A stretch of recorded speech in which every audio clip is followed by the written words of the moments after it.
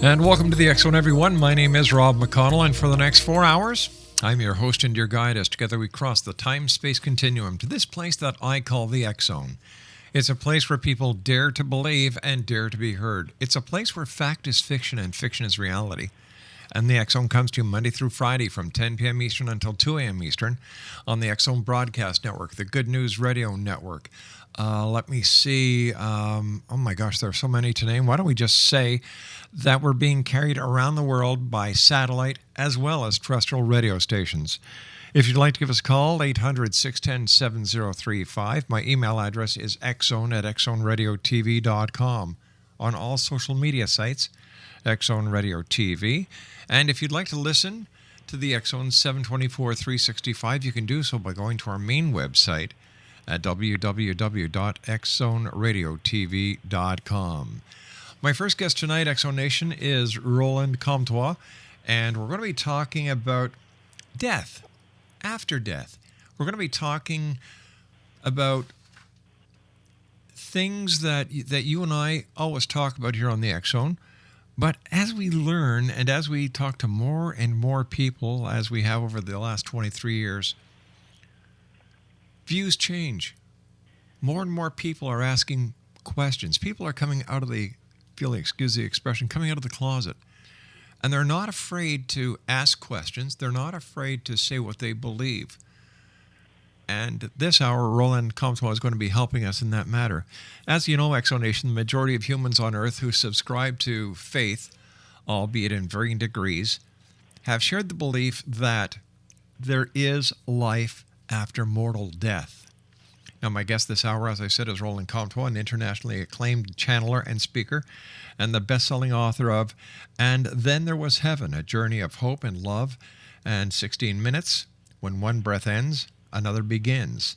Roland's mission is to bring absolute acceptance and understanding of everlasting life and the existence of heaven to as many as possible. His website is www.rolandcomtois.net. And Roland, welcome to the X Zone. Thank you very much, Rob. I'm glad to be here with you. It's great having you with us, Roland. Tell me, where did your journey into the world of channeling start? Well, the truth is, it started when I was a young kid, 5, 6 years old. My mother said that I would follow something around, that I had this kind of instinct to follow something, and I would walk around the house and do these kind of crazy things. And then when I was 10 years old, my grandmother, Isabel Jetty, passed away, and shortly after she passed, Rob, I saw her standing in my bedroom, as clear as anything, and that began this really extraordinary journey of deciding and discovering that there is more.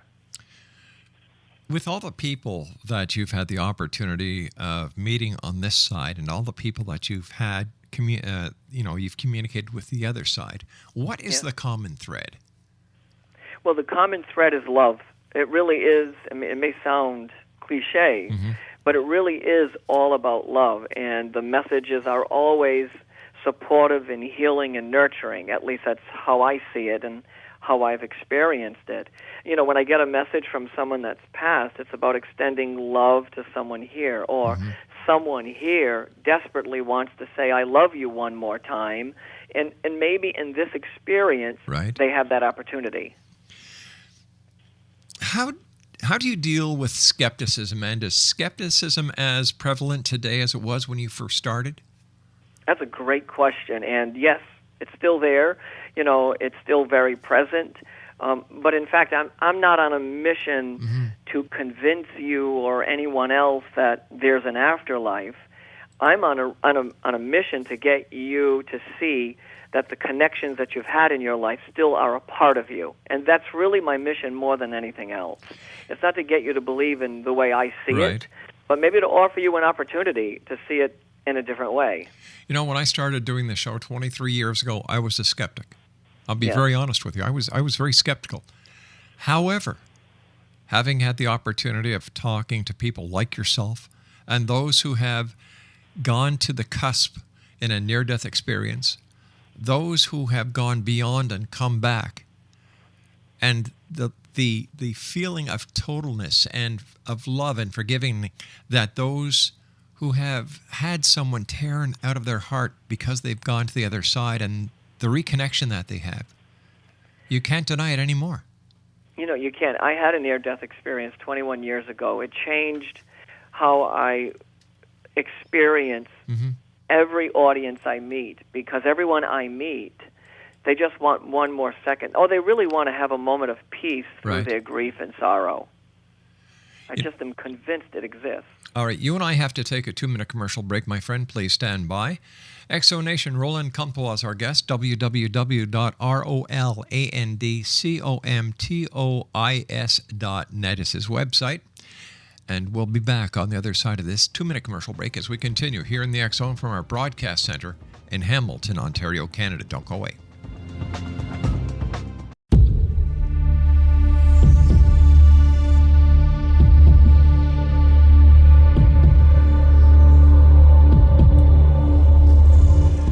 Welcome back, everyone. Roland Comtois is our special guest this hour.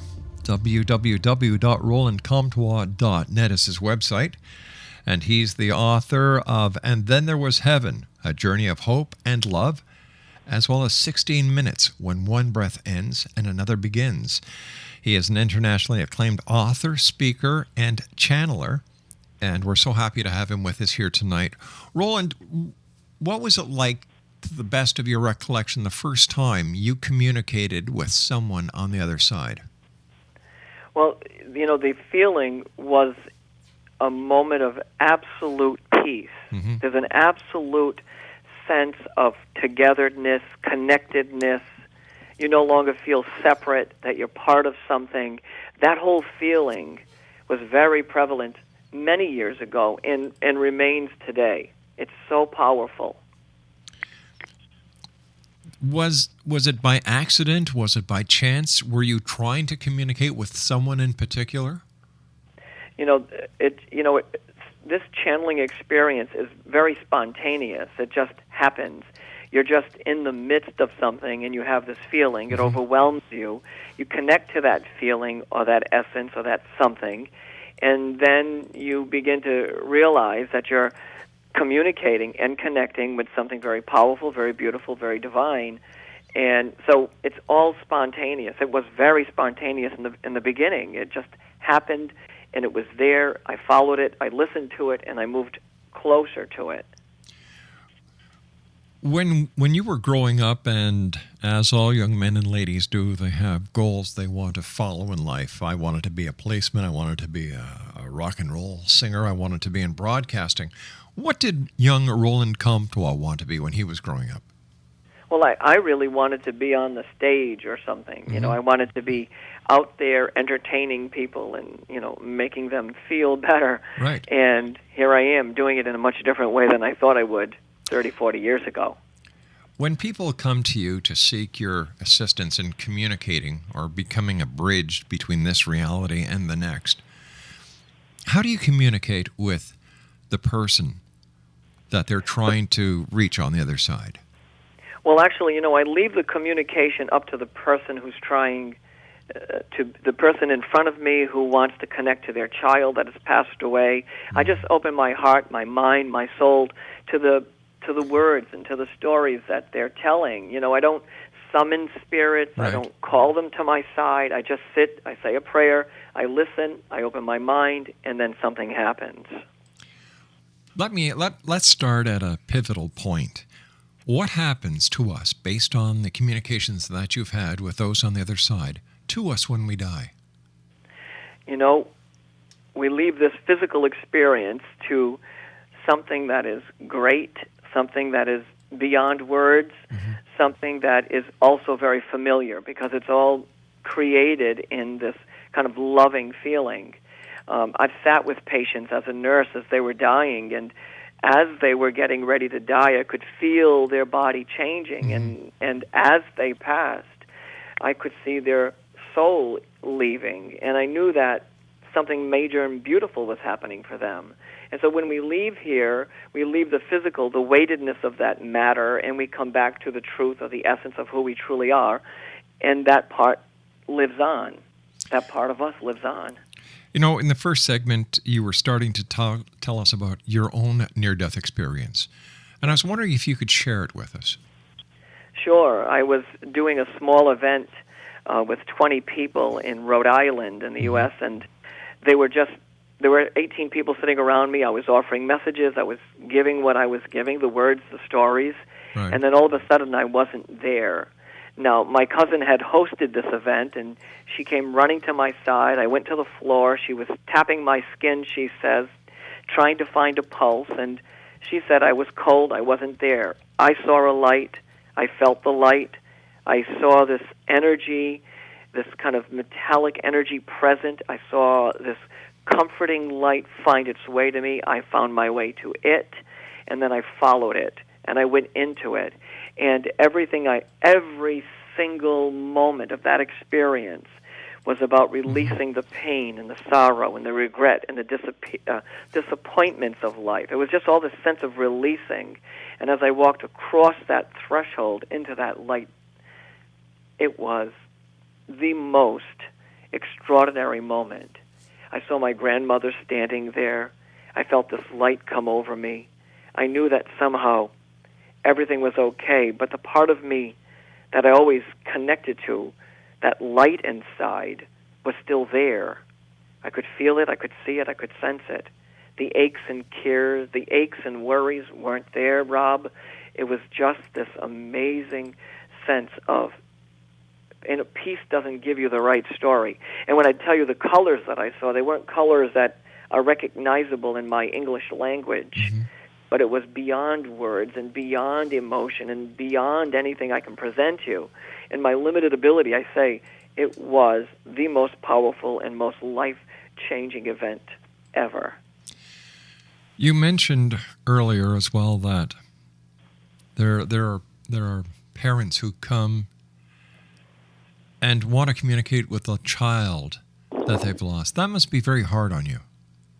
Yeah, last week I did a group for bereaved parents, and as a father of a 23-year-old girl, it's excruciating to stand in front of a room of parents who've lost their children. But can I tell you just a little story? Oh, please do. I was in Jane, New York, and there was a small group of people there, and there was a woman sitting in the corner, far from my view, almost in the darkest part of the room, and I could hardly see her, but I knew I needed to talk to her. It was that instinct. I just needed to have a conversation with her. So I looked over to her, and I started talking to her about her daughter that had passed away 25 years prior to our meeting, and her daughter was tragically lost in a very severe event in her life. And I explained it. We had a conversation, and then the next second, I saw this young man near her, but it wasn't like I was seeing him. I had a feeling inside, and I said, "Your boy is here too." And I realize now that I'm talking to a woman who's lost a son and lost a daughter, and wanted to have a moment of peace. And I began to tell her the stories that I heard, nothing that I could recollect now, because once I present it, it's not part of me any longer. It was hers. But Rob, when we were finished, she came up to me, she took my hand, and she says, "I want to tell you something. I want to tell you that for the first time in 25 years, I can breathe." Oh, my gosh. I can breathe. And, I'll be honest with you, I started to get very emotional. I feel the emotion of it now even. I just got so emotional thinking that in that 1 second, whatever it was that I said to her, it gave her a chance to breathe. She held on to my hand what felt like minutes, and all she said was, "I can breathe. I can breathe." And we just held each other. I will never forget that woman's face. I will never forget that woman at all. It was so powerful. Exonation Roland Comtois is our special guest. www.rolandcomtois.net, and we're talking about communicating on the other side, to the other side, and the emotions that are involved are astronomical. Tell me, how does Roland take care of Roland? Well, you certainly have the great questions, Rob. I spend a lot of time in meditation and quietness. I get outside a lot. I schedule time off so that I'm not always in this space. Right. because obviously you can tell it takes a lot of energy and a Sure. lot of effort to hold all that energy together. And so I create a lot of time for my own wellness. Is there any specific routine that you go through to prepare yourself for example, that group of bereaved parents that you were so good to work with? You know, I spend a lot of time in just quiet meditation and prayer and kind of reflection and remembering that this is about love, that Right. this moment is about love, no matter how tragic, no matter how difficult, that the one purpose, I'm not in the business really of talking to dead people, Rob. I'm in the business of talking to the living so that they can catch their breath, so that they can work through their grief and take another step. So I do a lot of remembering what this is really about, and that is just to extinguish some pain and give the person an opportunity to step forward in their lives. Can I say one other thing to you at this point? Sure, go ahead, my friend. I've never heard anyone say to me, I've been getting messages my whole life, and for the last 10 years I've been writing those messages on big purple papers, and I give them to people when I meet them. It's all in advance of meeting people, and I understand that the second they get the paper, the second they get the message, there's this weight that comes off their shoulders, because all of a sudden they realize that maybe what they believed about their loved one is true, that they still love them, that they're still part of them, that they're still part of their story. I've never heard a spirit say to me, be depressed, stay in bed, don't eat supper. All those things happen, though, when you're grieving. But the lesson that I've learned is that this moment, here and now, we have the opportunity to connect, to remember, and to maybe take another step in our lives. You and I have to take our news break at the bottom of the hour right now, Roland. I want to thank you so much for coming on and sharing these very valuable words and these words of love with our listening audience, because we're coming into the holiday season, and there are so many people who are going to feel that emptiness in their hearts because people who were with us last Christmas have gone on. And I look at life as here on this side of the veil, or this side of the ladder, or this side of heaven, however you want to call it, we're caterpillars. And as we go closer to that time when we go to the other side, we get into a cocoon. And when this life ends on this side and we start our new life on the other, we turn into butterflies. Stand by, young man. We'll be back on the other side of this news break as we continue here in the X-Zone from our broadcast center in Hamilton, Ontario, Canada. Once again, my guest this hour is Roland Comtois, and his website is www.rolandcomtois.net. That's ROLANDCOMTOIS.net. We'll both be back on the other side of this news as we continue here in the X-Zone from our broadcast center in Hamilton, Ontario, Canada. Don't go away.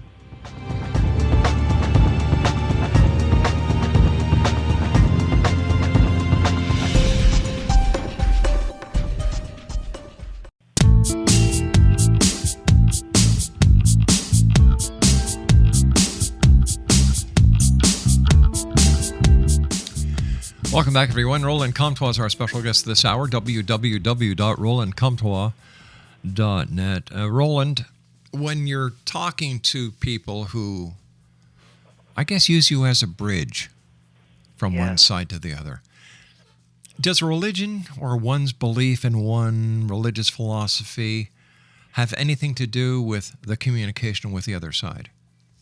Well, I think that religion is the foundation of our after-death communication. Certainly some religions are not for this way of communication, and some are. But I certainly think it plays a role in how receptive someone will be in receiving messages. 47% certainly of the American population, in one of the studies that I read recently, have had some kind of after-death communication. It wasn't based on religion. It was based on what that one person in that study went through. But I certainly think it plays a role in it, though. Does everyone have the ability to communicate with the other side? Yeah, you've struck a chord with me, because I am absolutely believing that no one who can hear my voice, needs the middleman to talk to their loved one. So I believe that we all have the opportunity, the ability to make a connection. You have to put the time and the effort in doing it. You have to build the confidence. You have to build trust. But I think you can do it. I think everyone can have a conversation. Is it that we're not listening? Is it that we may be hearing something on the inside, that little inner voice we all have, and we don't pay attention to it? I think so. I think we live in a world where we need instant gratification. We're getting text messages, we're getting Facebook messages, we're getting tweets, we're getting emails, we're getting this, that, and the other thing. And we're living our life experience on the outside. If we go back inward, exactly what intuition is going inside or going back inward. If you go back to that space and to that place within ourselves, I believe that's where the communication exists. It's tied within the core of who we are. And when we quiet down, when we settle ourselves down, when we get into a great peaceful space, I think then, and only then, do we begin the conversation, that spiritual conversation. So is it possible that the inner voice that we all know exists is our spiritual voice, and that the reason it's able to know things ahead of time, or know things that we can't possibly know at that given time based on what we believe exists within our body, that the inner voice or the spirit voice and our physical voice and our physical bodies coincide as one? It is. It's absolutely true. The spiritual voice, the inner voice, is part of the core. It's part of the essence of who we are. And it's in us somewhere. And that voice, that connection, opens us to all of the messages that exist in the world that we live in. All of those spiritual messages that come. That spirit voice is a great that's a great analogy, certainly. Why don't people listen to it enough? Like, I'll give you an example. When I was in the police force, and I would get a gut feeling or that inner voice, it never steered me wrong. Yes. And don't. And I've always wondered why people don't listen to it. Why second guess yourself? Yeah, I mean, haven't you just haven't you made a decision based solely on what it feels like, and you come to the end result that you've made the right decision? Yep. And haven't you walked into a store and you have this weird feeling inside of you, but you can't figure out why it's there? I think we all have that opportunity. The reason why we don't listen, I think, one, we don't have confidence in it. We don't trust it. We were told that it's not the right thing to do. Maybe your mother or father or grandmother or grandfather said, don't listen to that guy, or don't try that. Right. Often people come up to me and they say, you know what, Roland, I'm going to give this a try. I'm going to try it out. And I say to them, well, this is not like trying lemon meringue pie. This is a different kind of experience. This is going into that core, of really connecting to that inner aspect of yourself. When you talk about the other side, there are so many religious philosophies that don't want you to go there. They kind of put it in the same category as taboo. Yeah. And I can't understand it, because in all of the religious philosophies, the prophets always had this communication. Don't we now communicate to St. Anthony when we can't find our keys? Exactly. And don't we bury St. Joseph in the yard when we try to sell our houses? I mean, and don't we pray to St. Jude when we want to send healing to someone that's ill? We do these things already. Yeah, I tried burying St. Joseph in the backyard, but he kind of got really ticked off at me. He says, wait until I'm dead. No. But it's true. It's true. It is. We do all those things, but somewhere along the line, when someone says that you can't, then you don't. But see, I do not believe in the philosophy that we are separate. I believe that we are one, that there's a oneness in us, and there's not a separation between me and my mother who died 3 years ago. You can't get me to believe that she's not part of me. You she's see, part of me. Of course she is, because I believe, and based on what's written in the Bible, and God said, let us create man in our image, our likeness.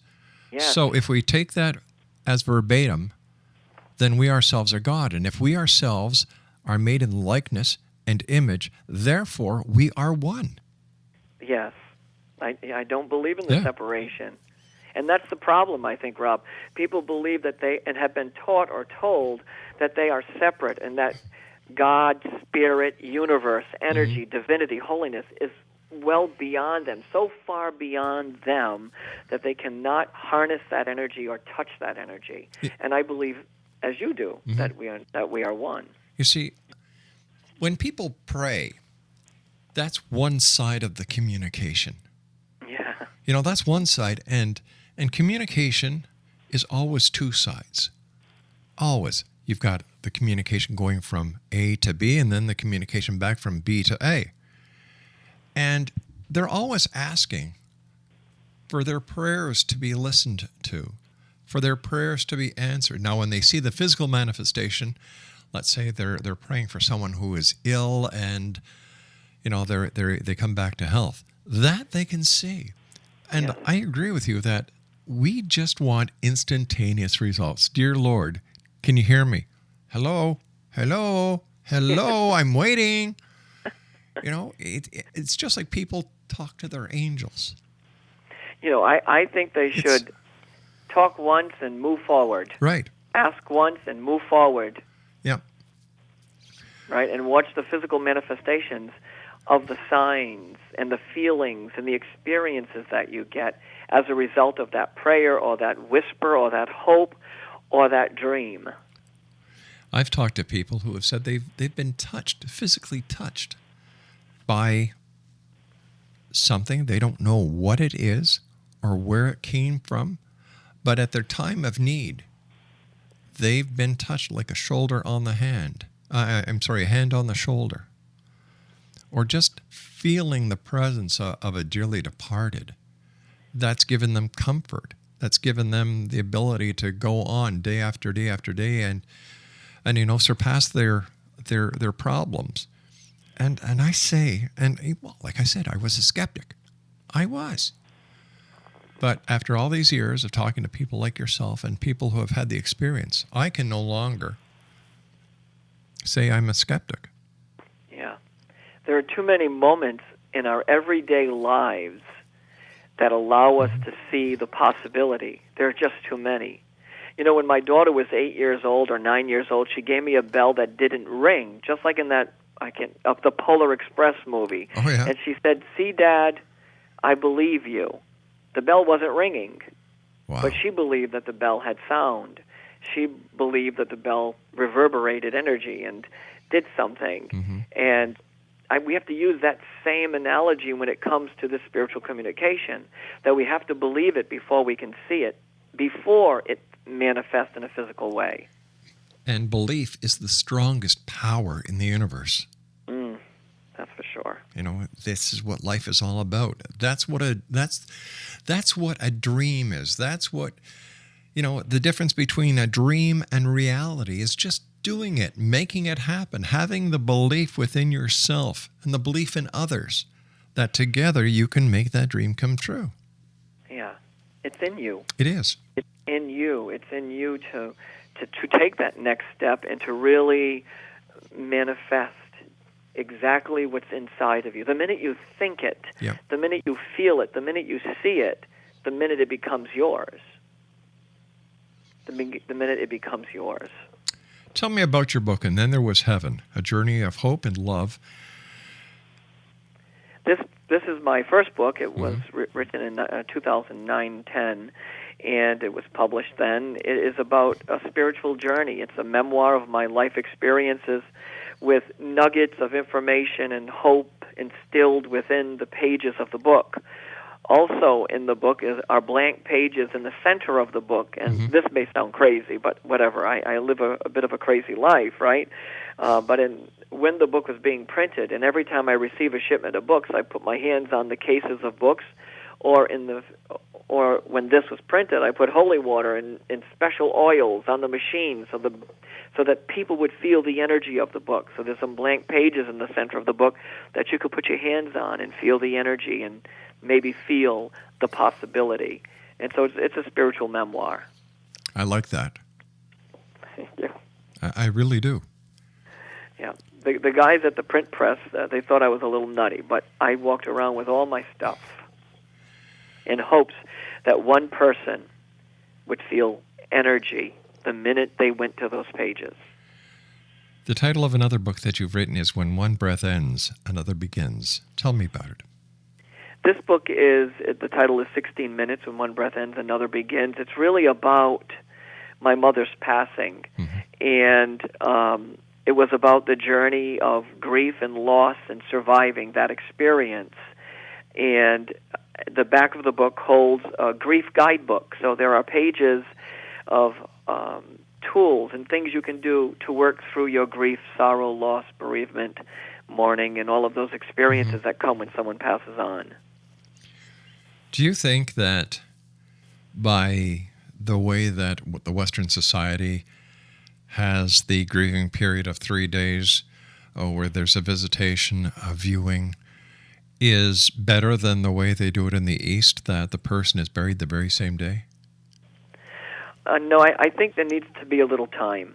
I think we need a little time. I think people need a little time because we're attached, we're connected. I think there needs to be that time. And so, I certainly support that because it helps people move forward. Can I share another little story with you? Please do. I was at another event, and a woman came up to me, and she said, I want you to know that I read your 16 Minutes book, and I want you to know that it helped me. And I was very glad to hear that from her. She says, I never lost anyone like you did, but I lost my son in a very tragic accident. And I thought to myself, well, how did my book help you? And then I said, how did this book help you? She said, because a spiritual man like yourself or a medium like yourself could get emotional and cry, it meant that I could get emotional and cry. And I thought, wow, the power of love makes its way through. Again, that woman felt better because some guy was crying in the book and in the story, and it somehow gave her permission to shed her own tears. And that's really a beautiful thing, to release that pain and suffering. How do you feel when you hear these kind of comments from people that you've never met, knowing that you've made such a gigantic difference in their lives by the simple act of loving? It takes my breath away, honestly. It leaves me in awe. It absolutely leaves me in awe. It takes me to a place of gratitude that I can't even begin to express in words. But it leaves me absolutely in awe that I am in that moment. Me, the story, the life experience is in that moment. It takes my breath away. It takes my breath away. That's all I can tell you. When assisting people to communicate with those on the other side, how does the person on the other side know that they are being summoned? Oh, my gosh, that's a great question. Again, I believe in the memory of love, and I believe in the essence of love. So when someone is sitting here and they're just quietly thinking about them, and they come to a place of thinking about their loved one peacefully and even with some joy and remembering the good experiences and the beautiful experiences you had, I believe that that's like a trigger, energetic trigger that just kind of goes out there and sends the message that someone is searching, if you will, or someone's sending a sign to that other side, to that other place. So it's just by getting in that space, that quiet space, and getting in that zone, that opens the doorway to this communication. Roland, please stand by. We have to take our final break for this hour. Exonation Roland Comtois has been our guest this hour. He's going to be back with me on the other side as we wrap up this edition, or this segment, of the X Zone. His website is www.rolandcomtois.net. That's ROLANDCOMTOIS.net. And we'll both be back on the other side of this commercial break as the X Zone continues from our broadcast center in Hamilton, Ontario, Canada. The X Zone Christmas store is now open at www.xzonexmas.com. And drop by, take a look, let me know what you think. We'll be back on the other side of this commercial break. Don't go away.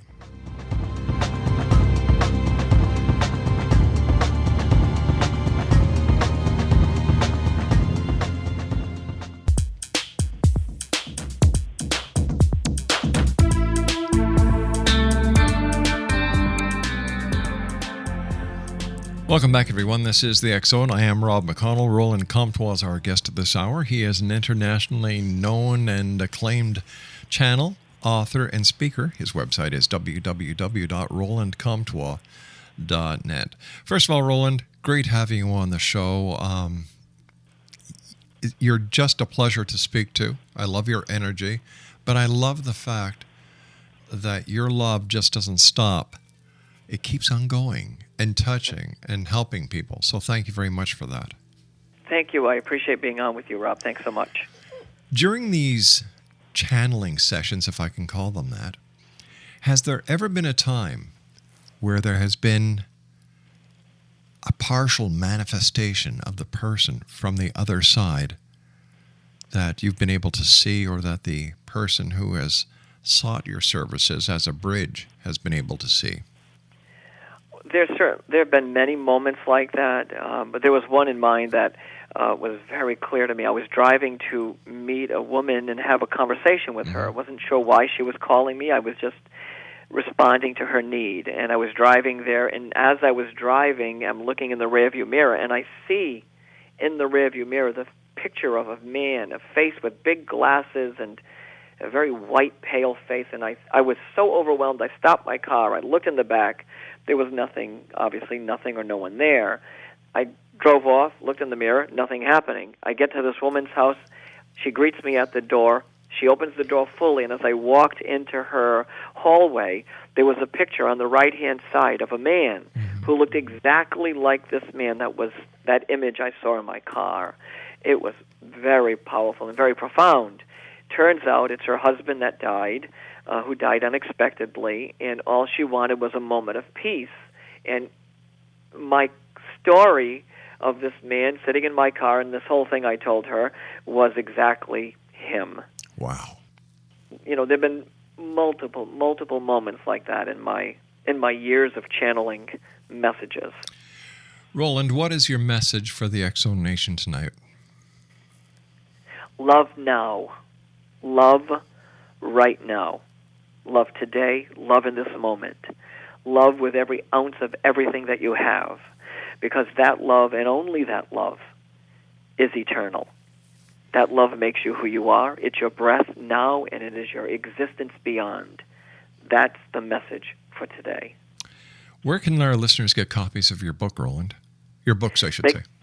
Thank you. They can go to my website, which is rolandcomtois.net, or at all of the fine retailers online, Amazon, Barnes & Noble, and any other place. My books are available.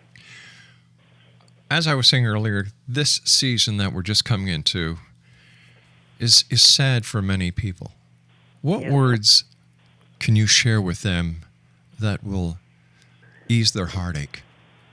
You know, what I'd really want to say to them first and foremost is, please be gentle with yourself. And if you feel like crying because you're having some emotional experience, then cry. Then pick yourself up and take the next step. But be gentle, be kind, be generous with yourself. Be as generous with yourself as you are with the rest of the world.